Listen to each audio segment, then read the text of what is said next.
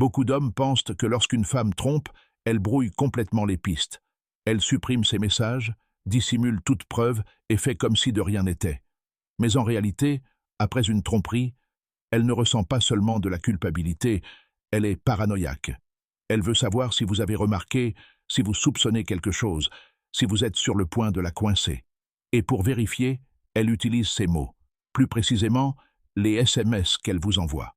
Aujourd'hui, je vous dévoile 10 SMS que les femmes envoient pour savoir si vous les coincerez après une tromperie. La plupart des hommes voient ces messages et en passent à côté du sens caché.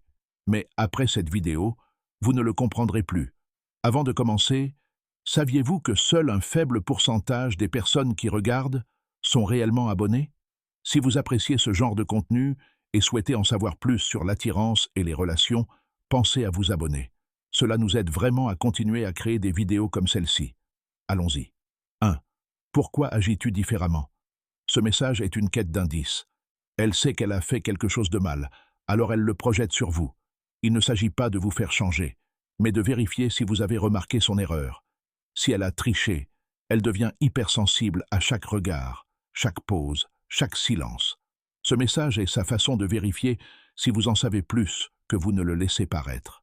Deuxièmement, me fais-tu confiance? Une femme loyale pose rarement cette question sans raison. Mais une femme coupable a besoin d'être rassurée. Lorsqu'elle vous demande « Me fais-tu confiance ?», elle n'est pas seulement curieuse, elle cherche à savoir si vous avez des soupçons. Si vous répondez oui, elle se sent libre de continuer à se cacher. Si vous hésitez, même légèrement, elle sait que vous l'observez plus attentivement qu'elle ne le pensait. Troisièmement, pourquoi es-tu si silencieux ces derniers temps? Une autre projection de culpabilité. Elle ressent le poids de ses actes et suppose que votre silence signifie que vous avez compris. C'est pourquoi elle vous envoie ceci, pour vous faire sortir de vos pensées. Si elle parvient à vous faire parler, elle saura si elle doit mieux brouiller les pistes ou se détendre, car vous êtes encore dans l'ignorance. Lorsqu'elle s'intéresse soudainement à votre humeur, juste après un comportement douteux, ce n'est pas de l'intérêt, c'est de la gestion des dégâts. 4. Si jamais je faisais une erreur, me pardonnerais-tu? Ce n'est pas une hypothèse au hasard, c'est une confession déguisée. Elle a déjà fait quelque chose, et maintenant, elle teste votre réaction si la vérité éclatait. La plupart des hommes en rient ou disent « Bien sûr que je te pardonnerai », mais c'est exactement ce qu'elle veut, être rassurée avant d'être exposée. 5e. Pourquoi tu ne consultes jamais mon téléphone? Ça a l'air enjoué, mais ça ne l'est pas. Elle le lancera comme une blague, mais en réalité, elle étudie votre réaction. Si vous dites « Je te fais confiance », je n'en ai pas besoin. Elle se détend, car vous lui avez montré que vous n'êtes pas méfiant. Mais si vous dites « Je devrais peut-être », observez la rapidité avec laquelle elle se met sur la défensive. Ce n'est pas un hasard, c'est de la culpabilité qui transparaît dans ces mots. 6. Tu ne penses pas que je te ferai du mal un jour, n'est-ce pas? Attendez le numéro 9. C'est le SMS de culpabilité le plus courant que les femmes envoient, mais celui-ci est avant tout une question de réconfort. Elle sait qu'elle vous a déjà fait du mal dans votre dos, alors elle essaie de le dissimuler avec des mots. Quand elle vous envoie ce message, elle ne vous demande pas vraiment confiance. Elle teste si vous ressentez la trahison, même sans preuve. September. Pourquoi penses-tu toujours du mal de moi? Pure diversion. Si vous avez commencé à poser des questions superficielles, elle rejettera la faute sur vous. En vous accusant d'être méfiant, elle cache le fait que votre instinct est juste. C'est un piège. Si vous reculez et vous excusez, elle se sent libre de continuer à faire exactement ce qu'elle fait. 8. Si quelque chose arrivait, voudrais-tu seulement savoir? L'une des plus dangereuses.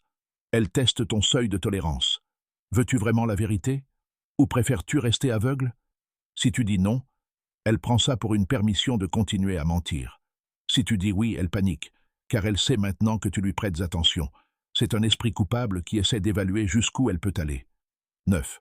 Tu ne me fais plus confiance, n'est-ce pas? C'est le texto de culpabilité classique.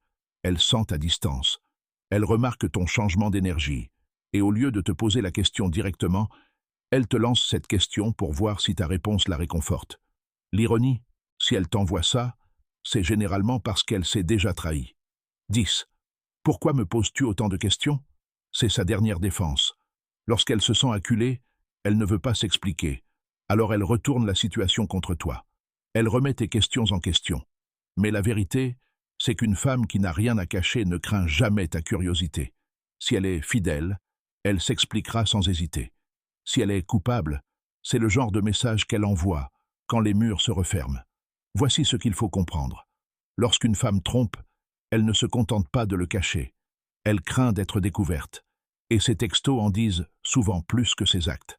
Alors, la prochaine fois que vous voyez un de ces messages, ne le négligez pas. Lisez entre les lignes, car elle ne vous envoie pas seulement des textos, elle vous teste. Merci d'avoir regardé. Abonnez-vous pour un contenu plus puissant.